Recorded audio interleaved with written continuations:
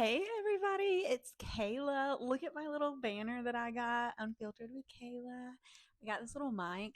I don't know if it'll actually make a difference, but anyways, what I'm making a video about is this paper that I found. Okay.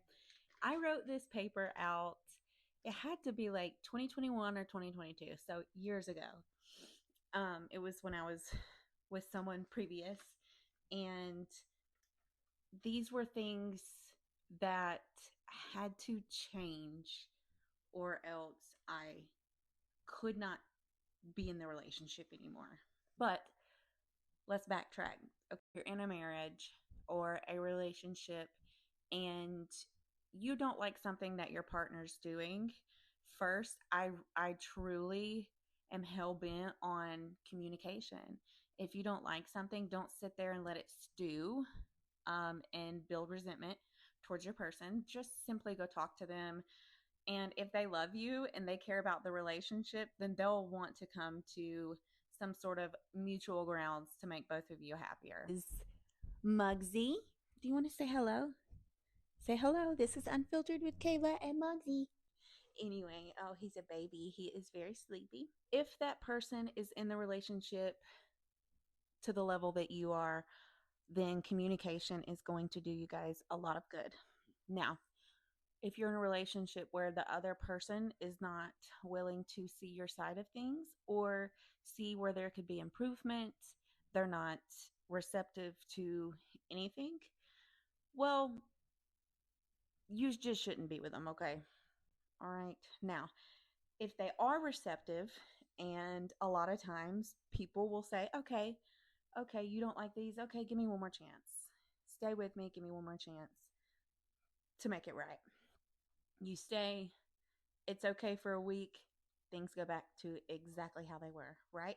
I hear it all the time, over and over and over. We need to start holding these men accountable. Had that conversation with them one or two times politely, like, hey, blah, blah, blah, whatever it is. Well, then the third time, we're going to come and we're going to come to you with a list, right? Written out on non negotiables. What are your non negotiables for this marriage? Okay. So you're going to write that paper out. You're going to present it to that mug. You're going to make him sign it and date it. I did that before. So I did that before. And I'm about to read you the paper. I will not say names. I may change up little details in the story to not be able to identify anyone. And if you think you know who it is, then you don't. It says in big capital letters, I feel like these mother freakers should be standard to just be a living, breathing human partner. Okay. Number one, do the yard work. Yes, it's hot outside. If you don't want to do it in the heat of the day, do it first thing in the morning or last thing at night. I need your help.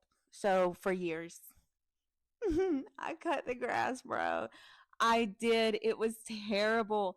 Inside, I died every single time, and it just with rage for the 2 hours that I was mowing it. I mean, just so much resentment, so much rage that I was just fucking angry, right? I was not being seen. I was not being heard.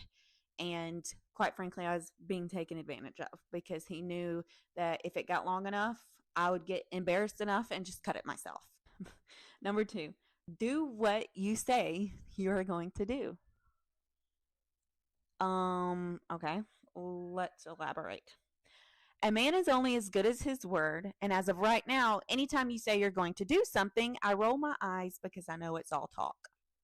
Okay, I told Ty that from the get. I said, look, a man is only as good as his word.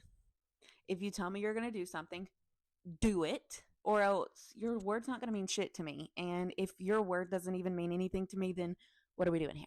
Right? That's a good line to use on your man. You know, these guys like to act, oh, I'm such a gentleman, I'm such a stand up, blue collar American. Well, Well, you're only as good as your goddamn words, son. Number 3, help with the kids when you're able. Let's elaborate. For example, when I'm packing bags, getting kids ready, putting kids to bed, etc., stop using "I have to poop" as an excuse to get out of helping. Get off your phone and help, for God's sake. There was a lot of kids involved, okay? There was a lot of kids involved. And, people can say what they want to about me, but I did the best that I could in the situation that I was in, okay? I was very, very young. I had taken on a fuck ton of responsibility, and the responsibility just kept growing and piling and piling. Like, what used to just be taking the kids to school was now, okay, I got to get up, take the kids to school. But wait, before I take them to school, I need to load up my SUV with dirty garbage bags because I've been cleaning out the yard, cleaning up junk. He hasn't taken the garbage off in months. So I start taking it off little by little in my car. So, I mean, the chores and everything else that I have to do is stacking up. I'm miserable. And I was a there was a lot of kids. So we're going to the pool, we're going anywhere. I'm running around like Took my damn haircut off. Y'all come here. You gotta have life jackets, sunscreen, blah blah blah blah. Get your shoes off. Take your shoes off. Don't piss on yourself. Now go to the bathroom. all that kinds of bullshit, okay? And he sat there twiddling his thumbs. Yeah.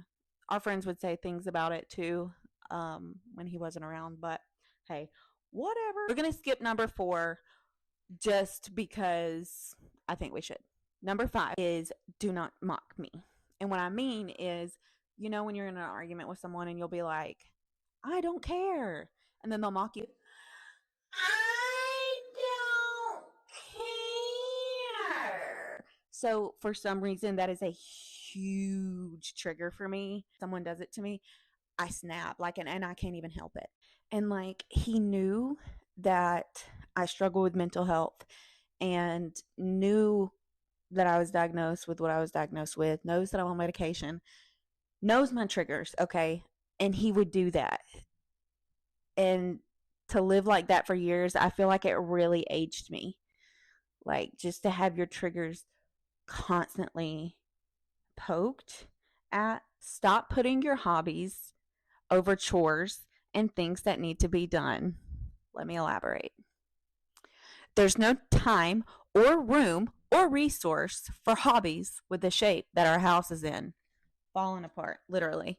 And anyway, that's all I'm going to say about that. I'm not going to go into much detail about that. Keep yourself up. You've called me fat. Told me I'm out of shape. Told me I need to lose a few pounds. And I don't want someone overweight and out of shape either. Damn, the double standard, damn, I got myself right and he still hated me. Answer your phone is number 8. That's all I'm going to say about that. So the last 2 or 3 years we were together, I didn't even call. Didn't call, didn't text. It wouldn't get answered anyway. Weird. Number 9. I'm going to skip that one as well. Some things are just too much. And then here's my note at the end. These are things I feel should be a given in a marriage / relationship. These I feel are in dire need. There's even one of these that you can't do, then please let's go our separate ways. So for 2-3 years after that, nothing ever changed, by the way. Things just got worse.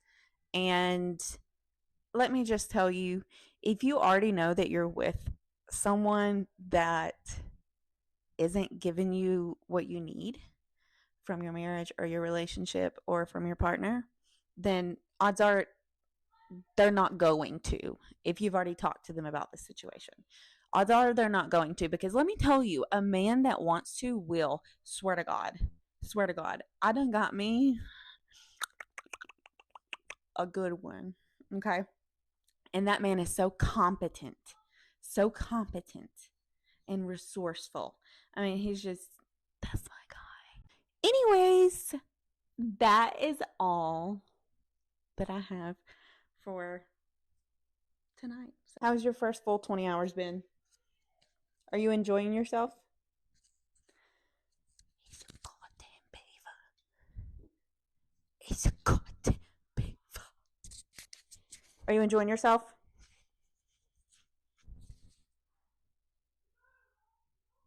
They want to see what you look like. Anyway, all right, well, I'm out.